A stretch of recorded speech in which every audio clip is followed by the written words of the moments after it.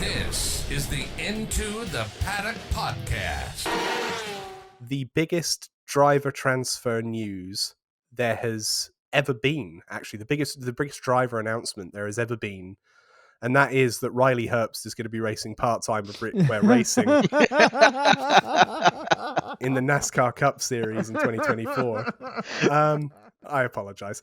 Lewis Hamilton has announced that he will be leaving Mercedes and going to Scuderia Ferrari. What? Oh, have you just heard? No, this has been a driver transfer that has been rumoured a lot over the last couple of years, basically since Mercedes kind of trailed off. But every time it kind of got quelled, the rumours.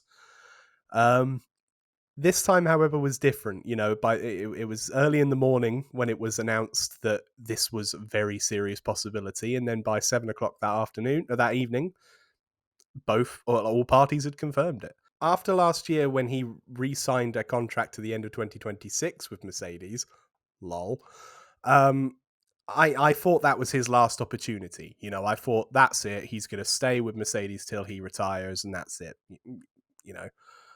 So yeah, for it to have come, he's activated a break clause in his contract. We'll get onto that in a moment. He's going to be going there at the end of this year, so for the 2025 season. It was quite understandably a bit of a shock. Do you think this is a good move for Lewis Hamilton? Well, we know it's a good move for him financially and for his charities, but is it a good move for where he's at in his career and his chances of winning? I mean, it could be. I mean, like you said, it might be a good lateral move for him. Maybe not going down, but definitely not going up, I don't think. So I do think that with this move, the grid for, say, 2025, 2026 is going to look a lot different than it does today, right? Like, this is about to shake some weird shit up. So I do like that. That's fun. Change is usually good, right? Yeah, Lewis has a history of not being afraid of gigantic changes. Like everyone remembers when he moved from McLaren to Mercedes before Mercedes was good. This is, like Greg said, more of a lateral step in terms of competitiveness in the car. But the Ferrari was the only car to win a Grand Prix last year other than a Red Bull. So, and that I can see why he'd be like, well, this is our best chance to win, for me to win. It's been 2 years since Lewis has won. Before then, he had won in every single season he's competed in. This is Lewis Hamilton, like you said, statistically the greatest driver. Now, caveat that, or counterpoint to that, not counterpoint, but I want to say his Mercedes contract that he had signed, they gave him the Valtteri Bottas special. They gave him a 1+1 deal. So we'll sign you for 1 year, and then both sides had the option to deny or approve the second year. So he just exercised his before Mercedes could, because the way I understand it, Mercedes is looking past Lewis Hamilton. He's not their centerpiece anymore.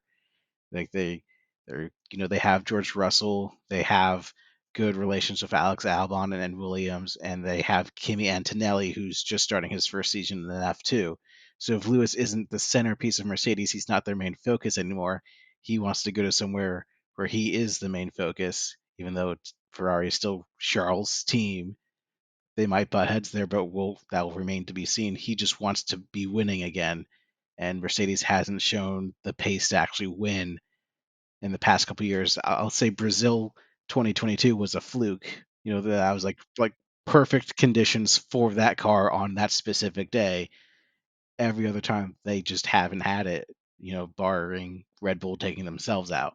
So I see why he did it. Lewis wants to win. If he's not winning, he's not happy. He hasn't been happy for 2 years with Mercedes. Brazil 2022 was very much Mercedes Peugeot hypercar at Le Mans in the wet moment. It was all the stars aligned and it was quick. But yeah, the signs have not been there that equate to them ever getting back to the level that I think Lewis will be satisfied with. And even if Ferrari don't do any better, it will still be accomplishing something for him, having wanted to race for Ferrari all his life. So yeah, I don't see this being a bad move for him in any stretch of the imagination. In the long run, it might be bad. Nobody leaves Ferrari under good circumstances. It's either with a bad relationship with the team or, another way. I mean, Michael Schumacher left the team with quite high relations. He just retired. And I think that's how Lewis will leave as well. He will just, if Ferrari get to a point where he's not happy with their competition anymore, or if he feels like that's it, he's done. I've raced for Ferrari. Say he has a good couple of seasons where he gets a few wins. Maybe that's enough for him. I've now driven a Ferrari. I've ended my career. The end of my career will be known for driving a Ferrari and winning a couple of races rather than Abu Dhabi 2021. This is a good way to really make that the full stop to your Formula One career rather than Abu Dhabi and the downfall that led on from Abu Dhabi 2021. It's quite the masterstroke, I think, in sort of repairing his legacy. Not that it needed to be repaired because he is Lewis Hamilton. This is the Into the Paddock podcast.